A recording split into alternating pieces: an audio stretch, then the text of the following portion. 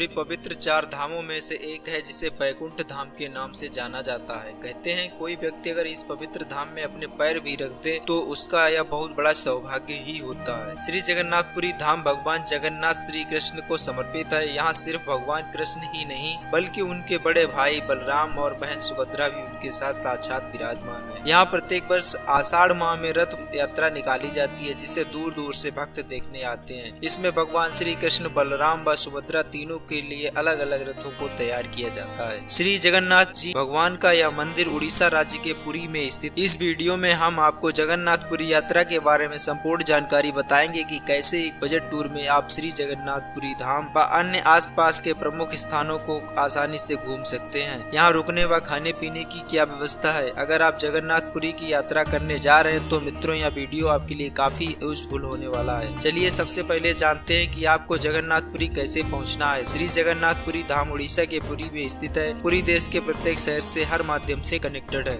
यहाँ पुरी में ही railway station है। आप अपने शहर से डायरेक्ट पुरी स्टेशन पहुँच सकते हैं। यहाँ से श्री जगन्नाथ मंदिर 2 से 3 किलोमीटर की दूरी पर स्थित है। स्टेशन से बाहर आकर आप ऑटो से मंदिर तक पहुँच सकते हैं। ऑटो का चार्ज लगभग 30 से 40 रुपए तक रहता है। अगर आप फ्लाइट से आते हैं तब आप पुरी से लगभग 60 किलोमीटर दूर नजदीकी शहर व उड़ीसा की राजधानी भुवनेश्वर पहुंच सकते हैं। अगर ट्रेन आपको डायरेक्ट पुरी के लिए नहीं मिलती है आपके शहर से तो आप यहाँ भुवनेश्वर आ सकते हैं। भुवनेश्वर से फिर आप पुरी पहुंच सकते हैं। उसके बाद आप पुरी पहुंच जाइए।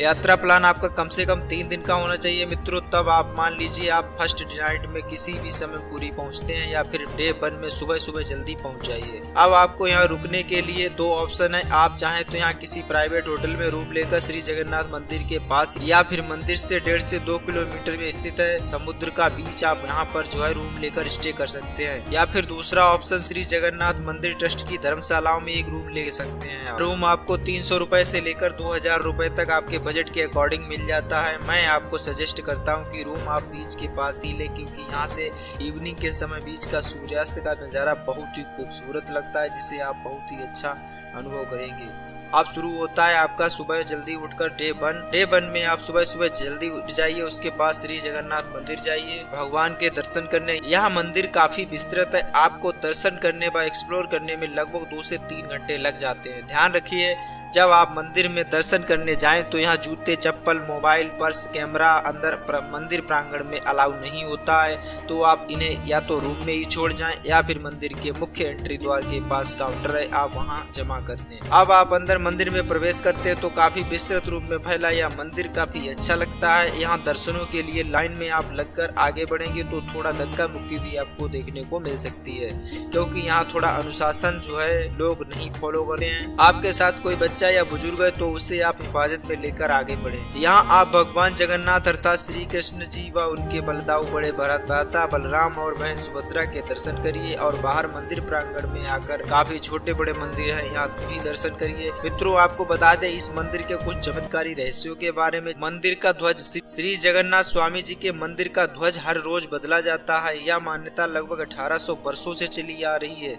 इस ध्वज की खास बात यह है कि यह सदैव हवा से विपरीत दिशा में ही लहराता रहता है। इस ध्वज के पास एक चक्र लगा हुआ है। यह चक्र अष्ट धातु से बनाया गया है। इस मंदिर को किसी भी तरफ से आप निहारेंगे तो यह चक्र आपके हमेशा आपके सामने ही रहता है। मंदिर की परछाई सूर्य पूरे दिन अपनी किसी भी अवस्था में रहे या किसी भी दिशा में हो, इस मंदिर की परछाई कभी नहीं बनती है। यह अपने आप में एक चमत्कार ही है। श्री जगन्नाथ स्वामी जी के मंदिर के ऊपर से आज तक कोई भी पक्षी नहीं गुजरा है। मंदिर के पास पहुँचते ही उड़ने वाले पक्षी अपनी दिशा बदल कर गुजर जाते हैं। यही कारण है कि आज तक कोई भी फ्लाइट जोन ऊपर से नहीं बनाया गया है। महारसोई मंदिर प्रांगण में ही कुछ दूर पर बनी है महारसोई जिसमें हर रोज लगभग 800 वर्कर भगवान जगन्नाथ जी को लगने वाले 56 भोग को तैयार करते। कहते हैं यहाँ लगभग 15 मिनट में 15,000 लोगों के लिए खाना तैयार किया जाता है। यह प्रसाद भगवान के भोग के बाद भक्तों में वितरित किया जाता है। यह दुनिया की सबसे विशाल रसोई है जिसमें तरह तरह के व्यंजन तैयार किए जाते हैं। आप भगवान के दर्शन करने के बाद इसे देखने यहाँ जरूर जा सकते हैं। इसका आपको टिकट या टोकन 10 रुपए का देकर लेना होगा मंदिर में ही। हालांकि जहाँ भोजन तैयार होता है वहाँ आप नहीं जा सकते हैं लेकिन दूर से ही आपको ये रसोई देखने को मिलती है। यहाँ आपको हांडियों में रखा प्रसाद